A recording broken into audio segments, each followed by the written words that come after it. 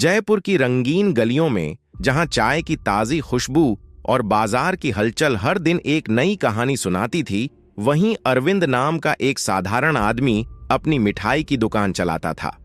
यह दुकान सिर्फ उसका व्यवसाय नहीं थी, बल्कि उसकी आत्मा का प्रतिबिंब थी। उसकी मिठाई में न केवल मिठास होती थी, बल्कि उसकी दयालुता और इंसानियत की मिठास भी झलकती थी। एक दिन बारिश से भीगी हुई शाम में एक बूढ़ा आदमी श्यामलाल उसकी दुकान में आया। उसका दुबला पतला शरीर, गीले कपड़े और थकी हुई आंखें उसकी मुश्किलों की कहानी कह रहे थे। क्या आप कुछ खाने को दे सकते हैं? मैंने 2 दिन से कुछ नहीं खाया, उसने कांपती आवाज में कहा। अरविंद का दिल पसीज गया। उसने बिना कुछ कहे उसे गर्मागर्म समोसे और चाय का कप दे दिया। श्यामलाल ने जैसे ही खाना शुरू किया, उसकी आंखों में आंसू भर आए। भगवान तुम्हारा भला करे बेटा, उसने भरे गले से कहा। अरविंद ने बस मुस्कुरा दिया, लेकिन उसके दिल में एक अजीब सी संतुष्टि का एहसास हुआ। दिन हफ्तों में बदल गए और श्यामलाल अरविंद की दुकान का नियमित ग्राहक बन गया। दोनों खाली समय में बातें करने लगे।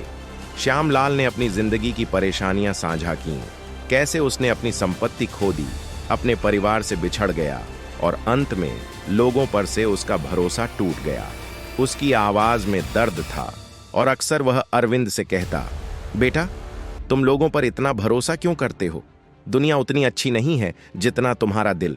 अरविंद हल्के से हंसता और कहता, अगर दया का कुछ मोल चुकाना पड़े तो मैं खुशी से चुकाऊंगा। यह जीने का मेरा तरीका है। लेकिन एक दिन उसकी दयालुता की परीक्षा हो गई। एक युवक रमेश दुकान में आया। उसका चेहरा चिंता से भरा था और उसके कपड़े फटे हुए थे। उसने कांपती आवाज में कहा, भैया, मैं सफर में लुट गया हूं। मुझे 10,000 रुपये की जरूरत है ताकि मैं अपने परिवार के पास लौट सकूं। मैं 1 महीने में आपका पैसा लौटा दूंगा। अरविंद ने उसकी बातों में दर्द महसूस किया।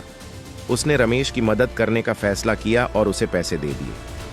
रमेश ने उसके हाथ पकड़कर कहा, आपने मेरी जिंदगी बचा ली भैया, मैं इसे कभी नहीं भूलूंगा। कोने में बैठे श्यामलाल ने यह सब देखा। बाद में उसने अरविंद से कहा, बेटा, संभल कर। भरोसा एक नाजुक धागा है और हर कोई इसका हकदार नहीं होता। अरविंद ने मुस्कुराते हुए कहा, आप सही कह रहे हैं बाबा, लेकिन मैं खुद को बदल नहीं सकता। महीने बीत गए, लेकिन रमेश का कोई पता नहीं चला। अरविंद ने कई बार कोशिश की, लेकिन वह युवक जैसे गायब हो गया था। श्यामलाल के शब्द बार बार उसके दिमाग में गूंजते रहे।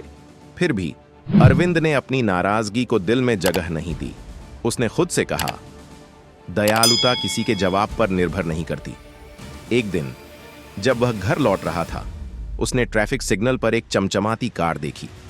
कार के अंदर रमेश था, महंगे कपड़े पहने, दोस्तों के साथ हंसता हुआ। अरविंद का दिल टूट गया। उसके अंदर गुस्सा और दर्द का तूफान उठने लगा, लेकिन उसने खुद को शांत रखा। अरविंद कार के पास गया और खिड़की पर दस्तक दी। रमेश ने जैसे ही उसे देखा, उसका चेहरा सफेद पड़ गया।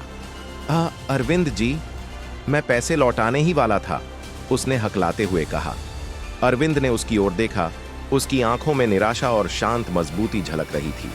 उसने कहा, रख लो इसे, लेकिन याद रखना, भरोसा कांच की तरह होता है। एक बार टूट जाए तो फिर कभी वैसा नहीं रहता। इसे किसी और के लिए मत तोड़ना। उसके शब्दों ने रमेश को अंदर तक झकझोर दिया। कार आगे बढ़ गई, लेकिन अरविंद वहीं खड़ा रहा।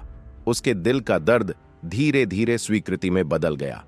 उस रात श्यामलाल ने अरविंद को दुकान में गहरी सोच में डूबा पाया। तो दुनिया ने मेरी बात सही साबित कर दी है ना? उसने नरमी से पूछा। अरविंद ने सिर हिलाया। उसकी आवाज भावनाओं से भरी हुई थी। हाँ बाबा, लेकिन इसने मुझे यह भी सिखाया कि दयालुता इस बात पर निर्भर नहीं करती कि सामने वाला इसके लायक है या नहीं।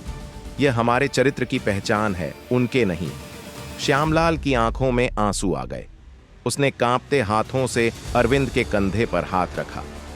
तुमने जिंदगी को मुझसे बेहतर समझा है। अपने दिल को कभी कठोर मत होने देना।